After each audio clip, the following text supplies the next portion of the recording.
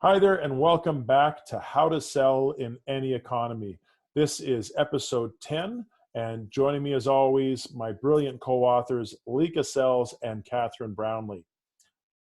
Today, we want to talk about a really important concept in sales and business development and selling that we don't think enough people are transparent or vulnerable about, and that is rejection or just the abyss. So hearing no or hearing nothing at all, and how to overcome that and avoid that from weighing on your psyche too much. So we're all going to chime in here because every salesperson, and by the way, if you're a business owner, you're also a salesperson, every salesperson is going to have to encounter and overcome this phenomena. So Lee, what advice do you have to business development professionals on overcoming no or overcoming the abyss of not hearing back after your call or email? I think the first point is, or the first question is, no isn't a bad thing. Like, no is actually a good thing because then you actually know where you stand with that consumer or with that person you're trying to sell to. Obviously, nobody really wants to hear it all the time, but if you are hearing it, at least you can question, okay, why do you feel that way? What information have I not given you? And you can start going down that path of maybe breaking down what no actually means to them or why they're compelled to say no straight away. So that'd be the first one, that no is never a bad thing. It's just a thing that's going to happen and you're just going to have to deal with it and move on. The next step would be from your own mindset and your own psyche. I've managed numerous companies, numerous businesses, and had large sales teams of over 100 people sometimes.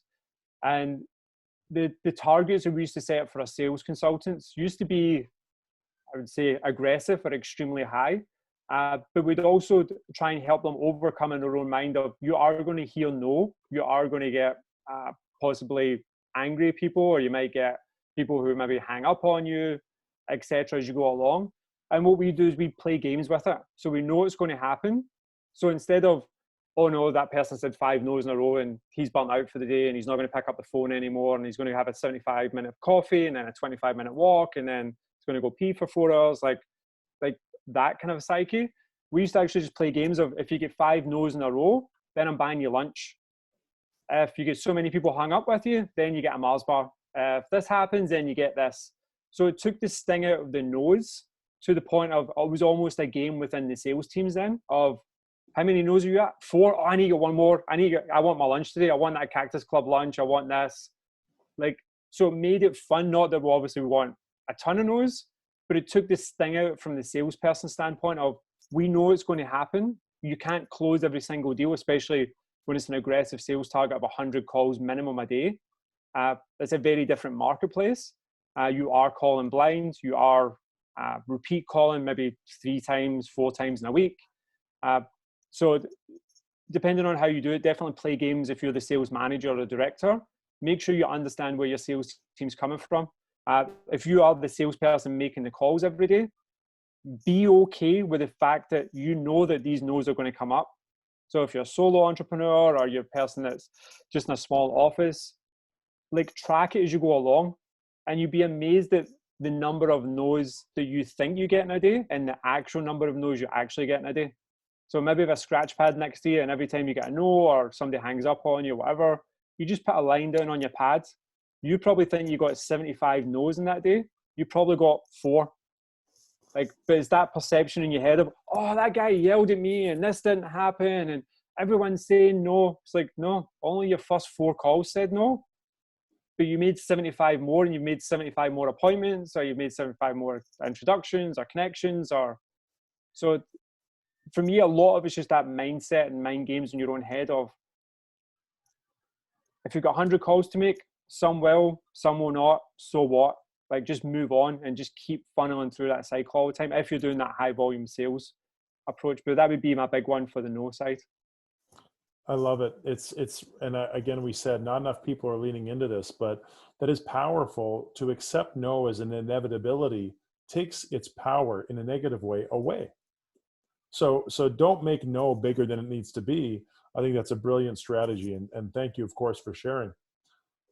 Catherine, how do you overcome no? How do you overcome an abyss of not hearing back?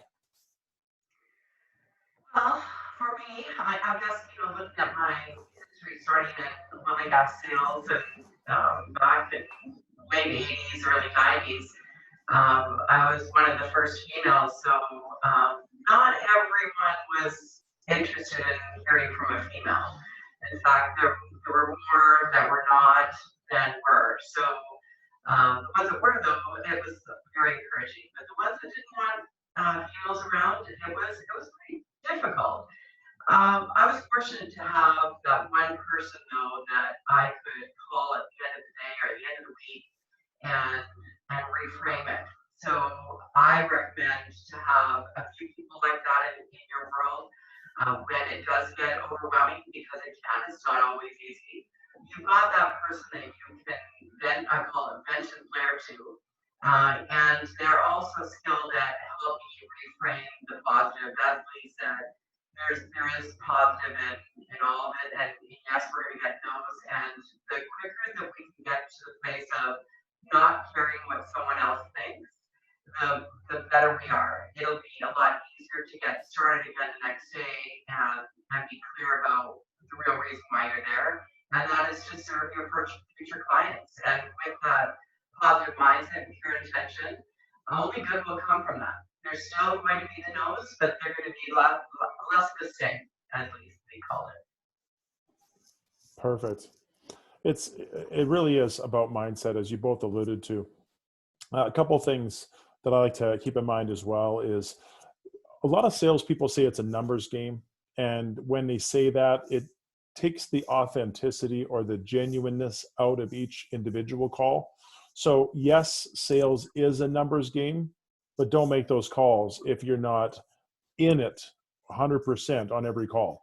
I think it's better to make 10 calls that you're well prepared for and that you're 100% focused on than 100 calls where you're, figuratively speaking, phoning it in.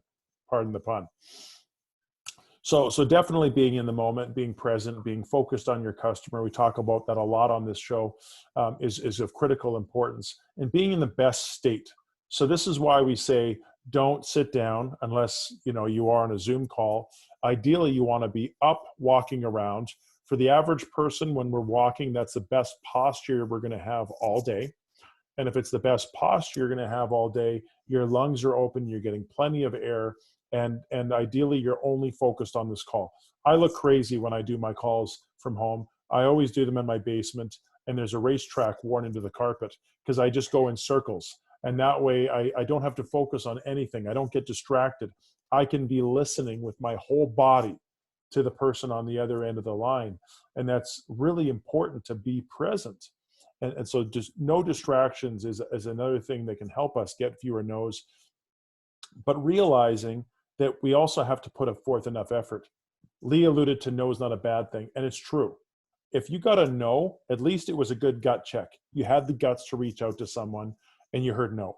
Hearing no is still productive because at least you did something. Hearing no is always better than not making the call in the first place. But on the volume side, it's also important because if you're not doing enough business development activity, then if you have one sales appointment the whole week and you don't land that sale, it's crushing. But if you have 8 or 10 appointments that week and you don't get one, doesn't mean that person doesn't matter, but it means you can regroup easier knowing you've got more opportunities. So there is a bit of volume at play here, but be prepared and take every meeting as though it's your only meeting on the way in. The second thing is really understand that no, as Lee alluded to as well, isn't always a bad thing. It doesn't even mean no forever. It might mean no right now. So one thing we can do is always ask better questions. Okay, I understand. Is a timing an issue? Would this be a better conversation at a later date? And if so, when would I know that a good time for you to reapproach you with this would be? Now you've opened up a future sales opportunity where most people left a no be a no. So unless it's a hard no, get the heck out of my face, no is not right now. And the last thing is they're not saying no to you personally. No, Lee, I've looked inside your soul and I don't like you as a person. No one is saying that. They're saying no to your product or service this day. So if we understand that no is not right now and no is not you to a person as a person, then we can get past it a lot easier.